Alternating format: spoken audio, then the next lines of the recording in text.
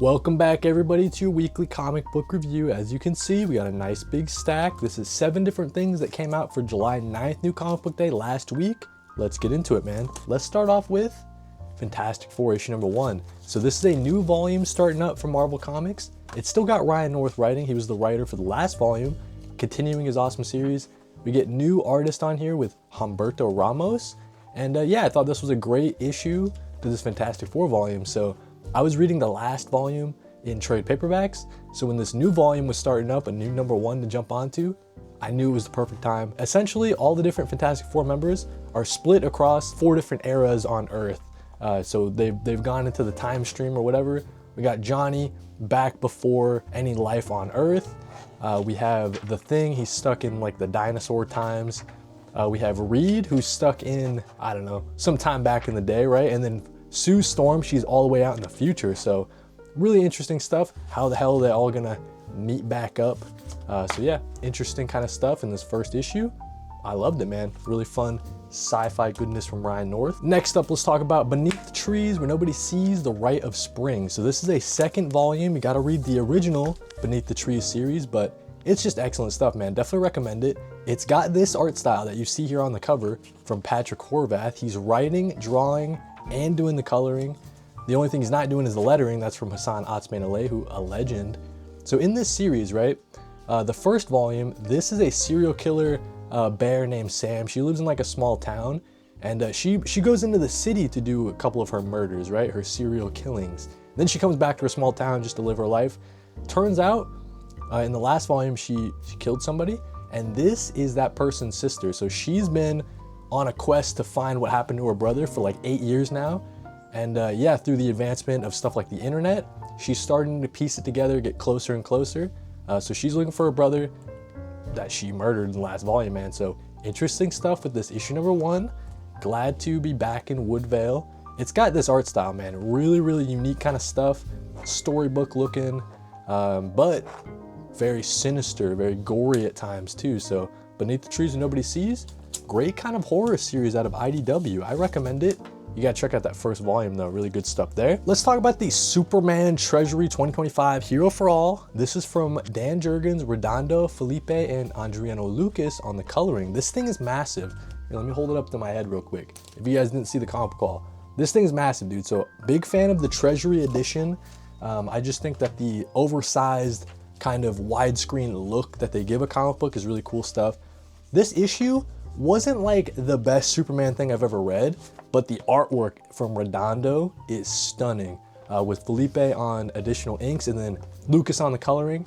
It's just great stuff, man. I really like Redondo's take on Superman. I think it's got some really cool modern flair, modern style to it. The story itself here is nothing too crazy. It's just an alien invasion on Earth. Superman gets caught up. He breaks out and saves the planet, right? We get a lot of cool different cameos from other members of the DC universe. Couple villains too, Superman villains. Interesting kind of what ifs little scenario as Superman's under mind control and they're kind of trying to get him to be complacent so he doesn't break out and save the world. Just a pretty basic Superman story on its surface. Honestly, didn't have a lot of like, it didn't push the boundaries in terms of like heart or anything, right? It didn't make me tear up or anything like that. Just a fun Superman story for the summer. So yeah, definitely check out. I just like the art. The art was really what was doing the most of the heavy lifting for me on that one with Redondo.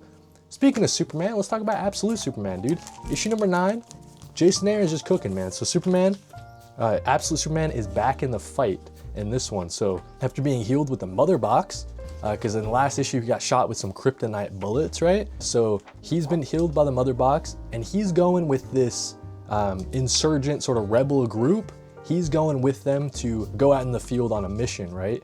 And yeah, man, I'm just really loving Rafa Sandoval's art. Really loving this look for Superman. Great moments with this Superman and this Jimmy Olsen.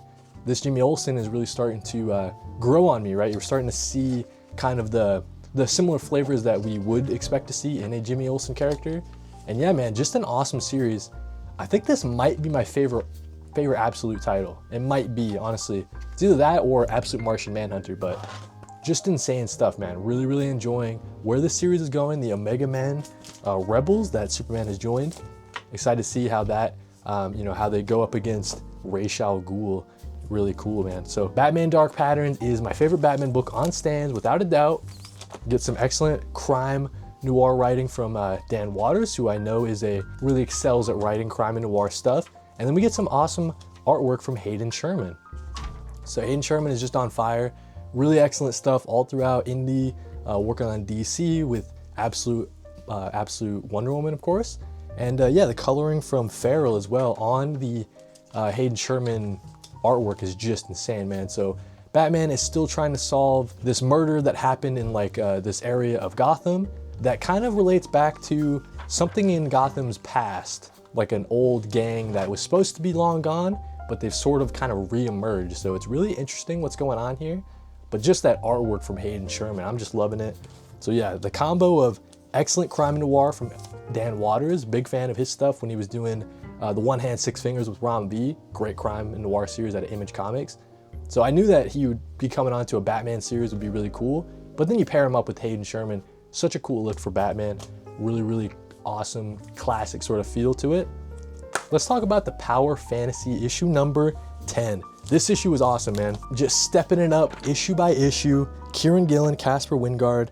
I'm loving this world that they're building, right? We get kind of a glimpse at the timeline. It's a little bit jumpy, this series. Like, we're going in the past, we're going to the present day. Quite often, Kieran Gillen's just having to jump all around. I don't know, learning more and more about this world, about what happened, the timeline, starting to piece things together, all the different revelations. Every single issue has this crazy discovery that'll just like blow your mind. But look at the artwork from Caspar Wingard, dude. Caspar Wingard and Kieran Gillen are just on fire with this series, man. This has to be my favorite Image comic book on stands. It's just such a good ongoing series, one that really rewards you with every single issue. Kieran Gillen's like, yeah, just stick with me, guys. We're really moving to something here. So yeah, man, I just love the series. All the different superpowered people trying really hard not to blow up the world. It's got that kind of mutually assured destruction from all the different, Cold War type of era. It's got that kind of theme to it. I'm loving it, dude. Power Fantasy. Definitely one to check out. A couple more issues here, guys, and then we got 2 more.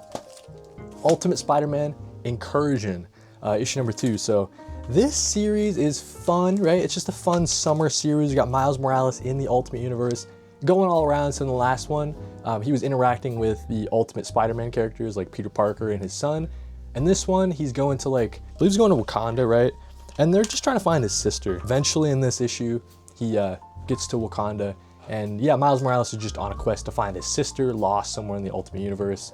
And a bunch of the Ultimate Universe characters also want to get the sister. She's like an anomaly or whatever. So Miles is trying to save her before. Anyways, oh yeah, that was the last issue. I thought there was 2 more, but that was it. So that's what we got. 7 comic book reviews for you guys. July 9th, New Comic Book Day. Let me know if you've read any of these, what you thought about them.